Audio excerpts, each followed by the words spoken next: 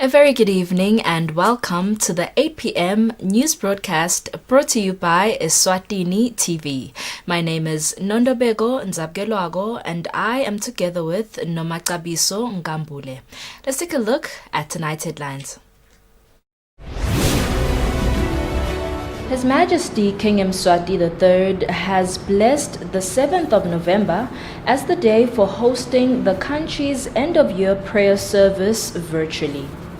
The Prime Minister says the Enactus program aligns directly with government's economic activities. The Backyard Garden initiative by the Ministry of Agriculture has been launched at Thobelweni. The news in detail. His Majesty King Eswatini III has announced that the national end-of-year service will be held virtually tomorrow on the 7th of November 2020. The King was speaking through the Minister of Home Affairs, Princess Lindiwe. We are happy to inform the nation that His Majesty King Eswatini III has endorsed the end-of-the-year service. It will be held on Saturday, 7th November 2020, starting at 10 a.m. The theme, Our soul waits for the Lord. He is our help and our shield. Psalms 33 verse 20. Following the current prevailing COVID-19 pandemic, the service will be accessed online through all local media and social media platforms.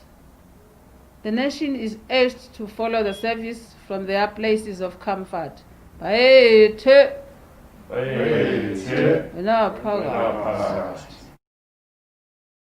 Prime Minister Ambrose Dlamini says one of the reasons government fully supports the Enactus program is because it aligns directly with government's economic initiatives which seek to ensure the active participation of the youth across all sectors of the economy. The Prime Minister was speaking during the Enactus 2020 National Competition Awards ceremony held in Zulwini. The winners of this year's Enactus National Competition have been officially awarded their prizes. Due to the COVID-19 outbreak, this year's national competition was held virtually, and Enactus Ngwane Teacher Training College emerged national champions. The award ceremony was attended by, among others, Prime Minister Ambrose Dlamini and cabinet ministers. Speaking during the ceremony, the Prime Minister said over a year ago, His Majesty's government launched the Strategic Roadmap 2019 to 2022 and the National Development Plan, whose vision entails sustainably growing the country's economy for the benefit of all who live in the kingdom. Youth and women in particular are at the center of focus of our economic recovery efforts, as clearly articulated in the recently launched post-COVID-19 economic recovery plan, which has a cluster on youth and micro, small and medium enterprises. It is in that regard that we fully support the Enactus program because it aligns directly with government's economic development initiatives, which seeks to ensure the active participation of the youth across all sectors of the economy. The COVID-19 pandemic has taught us several life lessons, one of which is that we need to be united and resilient as a nation, and that we have no option but to adopt innovation and creativity and empower our youth with valuable life skills to help them weather future storms of this magnitude. The Minister for Commerce, Industry and Trade, Mangoba Khumalo, says it is encouraging to see that despite COVID-19 and its effects on the socio-economic activities in the country, about 9 of the 14 Enactus teams managed to dedicate themselves to implement their projects, thus making the impact they are celebrating. Your Excellency, our current economic situation needs very sharp minds, that will explore innovative and creative ways in order to contribute to the resuscitation of the economy and salvage our situation as a country and the world at large. I've also observed, Your Excellency, with interest how some of these projects demonstrate their contribution to the Sustainable Development Goals, as was highlighted by the country director. Such initiatives, Your Excellency, are in line with all the initiatives that the government of the Kingdom of Eswatini is pursuing. Chairperson of the board of Enactus, Fikile Nkosi, says this year the teams worked on 21 projects, which mostly were on the agriculture sector, and a few of them in ICT. The chairperson revealed that this year's winners, Ngwane Teacher Training College, have partnered with Swazi Secrets on their project.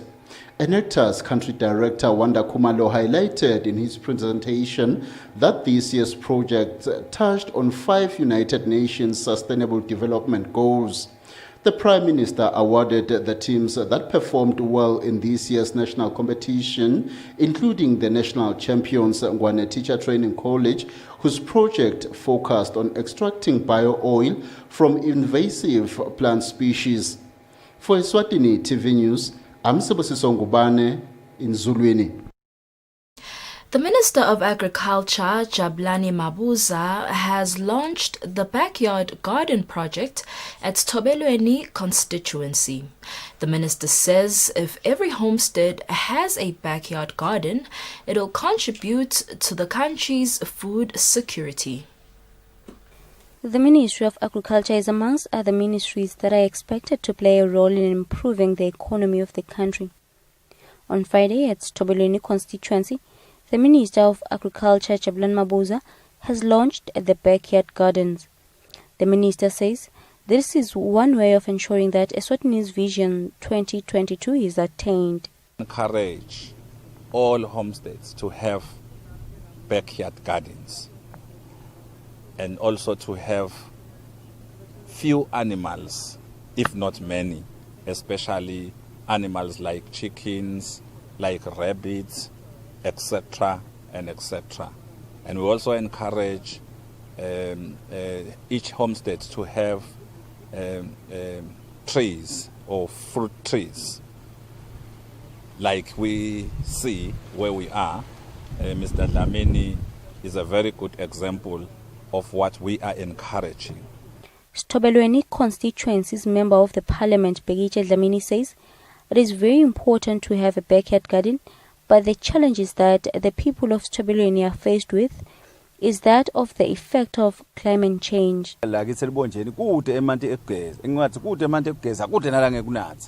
Kodwa ke mangabe uwatholile la ngola mancane wakhona kugeza buso ngenkomishi uyathatha la ngola sasele mawugeza ngoba phela wachithe konke so uyawathela la ngemuva engadini itawuphila lenkhathi. People of Thobelweni who received seedlings expressed their gratitude. Mzola Dlamini, who is amongst those who were given the seedlings, said there is life in owning a backyard garden. He said he is a living proof of the benefits of farming.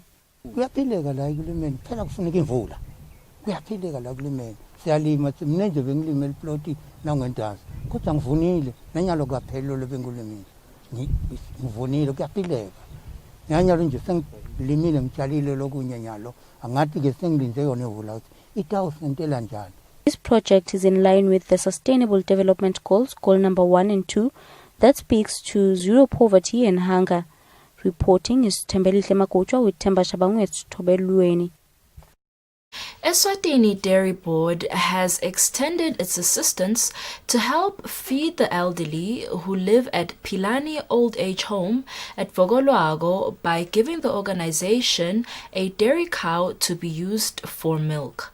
The chairperson, Ludfo Dlamini, says the milk will be very helpful to the elderly because if more than enough milk is produced, they will be able to sell it and make profit.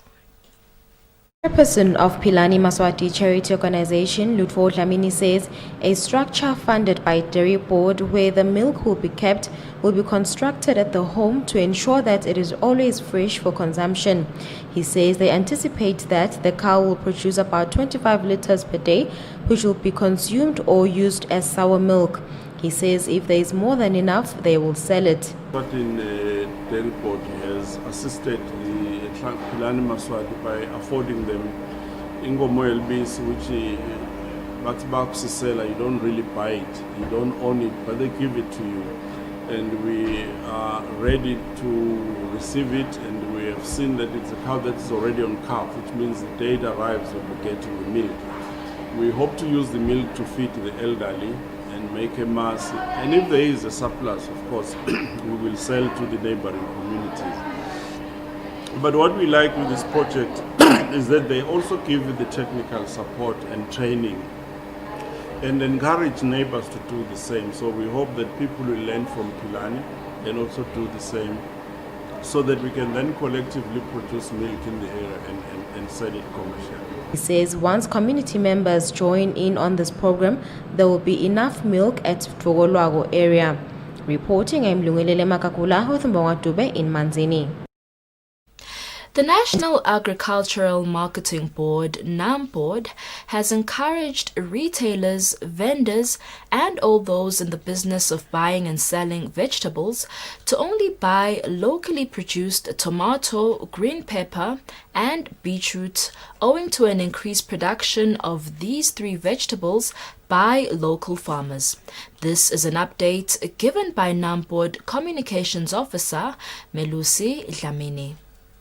Local farmers seem to have rolled up their sleeves to increase vegetable production as the National Agricultural Marketing Board, NAMBOARD, reports an exponential increase in locally produced tomato, beetroot and green pepper. NAMBOARD Communications Officer Melusi Dlamini attributes the increase in the production of these three vegetables to a number of factors. We will all remember that we were surprised by the COVID pandemic, which created a lot of uncertainties in terms of borders, in terms of exports, in terms of inputs. So the Ministry of Agriculture encouraged local farmers and local households to intensify their production of food for food security reasons.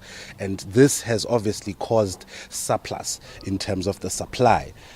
So we're at a point where we are encouraging retailers, shops, everyone that's in the business of buying and selling of produce to source locally 100% beetroot, tomatoes as well as green peppers. Dlamini also advises local farmers to be in constant contact with their extension officers to receive precise advice on the type of vegetables they should focus on at any given point in time. We are trying to avoid a situation where you find that farmers are planting the same produce at the same time, which then creates market saturation in the future. So we encourage farmers before cultivating to get in touch with our market extension officers to source advice on how, when and why in terms of their planting. On Wednesday, the Minister of Agriculture Jabulani Mabuza, who was addressing delegates participating in the Eswatini National Agricultural Union's policy conference, encouraged local farmers to make use of the opportunity availed by the Ministry of leasing out idle government farms. The minister, however, warned that farmers with strong business proposals would be considered for this offer. For Eswatini TV News, Hlaiwendlo with Muzim Konda at Ezulwini. The Commission on Human Rights and Public Administration has embarked on a fact-finding mission to collect public views regarding the Sexual Offences and Domestic Violence Act outcry. The Commission Executive Secretary, Phumlani Dlamini, says the Commission wants to validate the public outcry. The Sexual Offences and Domestic Violence Act was enacted in the year 2018. Soon after it was passed into law, there was public outcry, especially on domestic violence sentences. The Commission on Human Rights and Public Administration Executive Secretary Phumlani Dlamini says the commission aims at establishing whether the outcry over SOTV Act is because the law is not good for eMaswati or it is just that eMaswati have a misconception. The nation will recall that ever since its promulgation into law, this act has come under criticisms and it has received backlash from some quarters of the nation, some even calling for its review and some calling for its total repeal. So as the Commission, we then decided together with our development partners to consult, to get and procure a local consultant who is going to go around the country and collecting data and also views on the legislation. There are three main points on which we are going to look at. We'll look at particularly whether this is really bad law which is not good for the country or for the people of the Kingdom of Eswatini, or if there are misperceptions and misconceptions on this legislation, and whether the implementers or the problem lies with the implementing aspect of the legislation. Those are the three main areas which we will look at.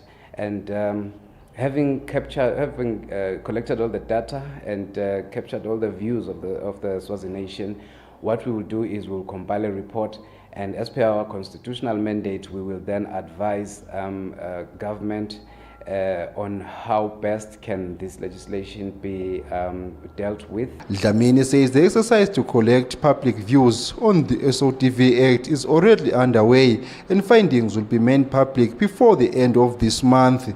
For Eswatini TV News, Fortune Dlangamandla Mbabane. The construction work at the Manzini Interchange has started. Chief Roads Engineer Vincent Dlamini says the project has cost government 423 million emalangeni and it is projected to be complete in 18 months.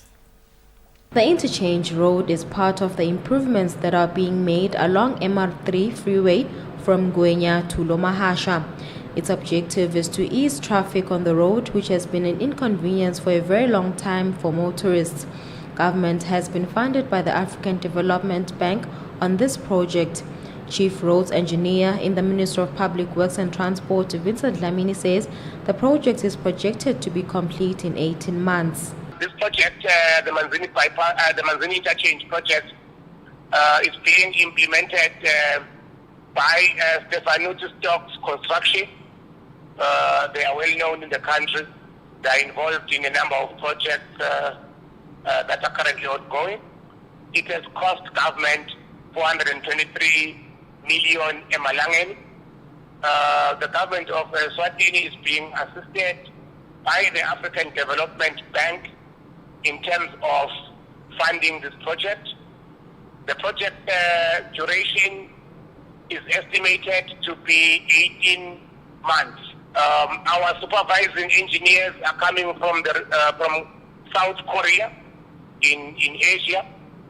Their name is Chiel Engineering. Eswatini Stocks has been given the tender to construct the interchange. Reporting, I'm Lungilele Makakula with Mbongwa Dube in Manzini. The Eswatini Municipal Council, through funding assistance received from the American Embassy in Eswatini, has trained handicraft sellers and vendors who sell in the town's different markets on how to sustain and diversify their businesses in these tough times of the outbreak of COVID-19. The small business owners received their certificates on Friday. It was upon realizing the massive negative bearing that the outbreak of COVID-19 has had on vendors and hawkers selling in the different markets at Eswatini, and especially those whose focus is on handicraft, that the American Embassy in Eswatini donated a sum of 178,000 emalangeni, which was used to train 63 Eswatini vendors on diversifying their trade. Part of the week-long training, which was conducted by facilitators from SETCO and Lulote, also entailed teaching the vendors on general business practice as well as online marketing techniques and e-trade practice. Ezulwini Municipal Council Chief Executive Officer Vusi Matsebula says most handicraft vendors have been out of business since March this year, hence they need every kind of support which can help them sustain their businesses. Be very beneficial to the market vendors and the hawkers in town, in the sense that we got help from SEDCO and Lulote to train them on business planning, business marketing, online marketing, and all those interventions. Since we know that since the beginning of the lockdown due to COVID in March, the markets have been closed, tourists have not been traveling to the country, so they have not been able to sell their products and wares. It's been massive. It's been serious in the sense that the markets are still closed, the tourists are still not traveling, so they are not getting customers to come through and buy their product. And if that would have been their only source of income, it means it's bad, and they are not getting anything from anywhere in terms of supporting their livelihoods. Kukuqaba, who spoke on behalf of the vendors, admits that things have been really hard as many small business owners have been in a state of uncertainty on how to remedy the situation. She says most handicrafts buyers are from overseas countries like Germany, USA, UK, Spain and other countries. She says ever since many countries effected lockdowns, there have been virtually no customers coming from outside the country. But this training has helped the vendors to learn how to sell their goods online. Apart from receiving certificates, the US Embassy, in collaboration with the Ezulwini municipality, also donated food hampers to the vendors. For Eswatini TV News, Hlengiwe Ndlovu with Fortune Dlangamandla at Ezulwini.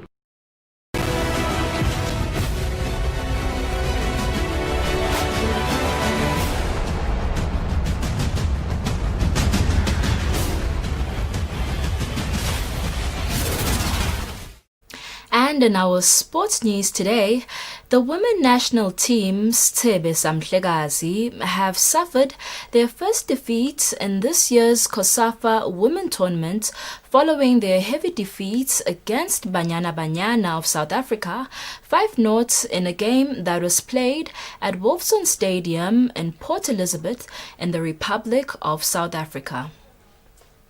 Sisebe Samhlegazi faced Banyana Banyana of South Africa in the second clash of the ongoing 2020 Women COSAFA tournament at Wolfson Stadium in Port Elizabeth in the Republic of South Africa.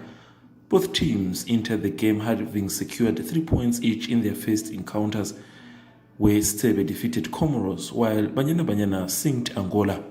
In their game, Banyana Banyana did not hesitate to show strength as they finished the first half leading 2-0.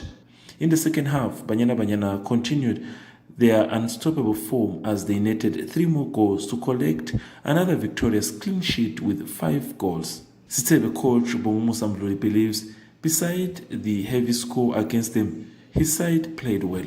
We had a good game, I'll say. I'm very proud of these girls. We are going to see going forward what we can make out of them. But we are very happy. We are not happy with the score, but we are happy with the performance. We are happy with the way they followed the instructions and the strategy. And we are happy generally with everything. We are proud of them. For Desiree Ellis of Banyana Banyana, she believes her team showed character in winning 5 goals. So we're blending them in slowly, but also I thought we controlled every aspect of the game, rotated the ball really well, created opportunities, our runs off the ball. We were never really threatened, and we tried to, stay professional in the game as well. For now, Sisebe has only collected 3 points in 2 games, with their next encounter being against Angola. For Eswatini TV Sports, Fabrice Msonera, pictures sourced from COSAFA. Eswatini Swimming Association President Hamilton Jele says the association is already working on increasing the number of local tournaments. Jele says this is in line to support swimmers who represent the country internationally. Jele was speaking when speaking to Eswatini TV Sports in Lobamba. In the past, local swimmers have faced challenges when representing the country internationally due to lack of enough competitions. According to the association's president, Hamilton Jele, the current executive committee is working on increasing number of local tournaments from next year. Yeah, it's technical.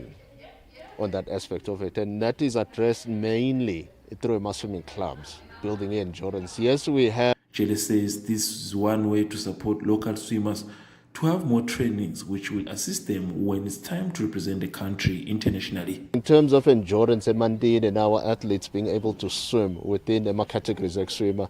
On another note, Jele highlighted that they will also be working on increasing number of swimmers in the country by first targeting school swimmers. For Eswatini TV Sports, Obisumsunera, Lobamba. We've come to the end of our news bulletin, but before we wrap up, let's take a quick recap of the headlines. His Majesty King Eswatini III has blessed the 7th of November as the day for hosting the country's end-of-year prayer service virtually. The Prime Minister says the Enactus program aligns directly with government's economic activities. The Backyard Garden initiative by the Ministry of Agriculture has been launched at Thobelweni. Eswatini, that is all the news we had for you tonight. Up next is the weather forecast. Good night and God bless.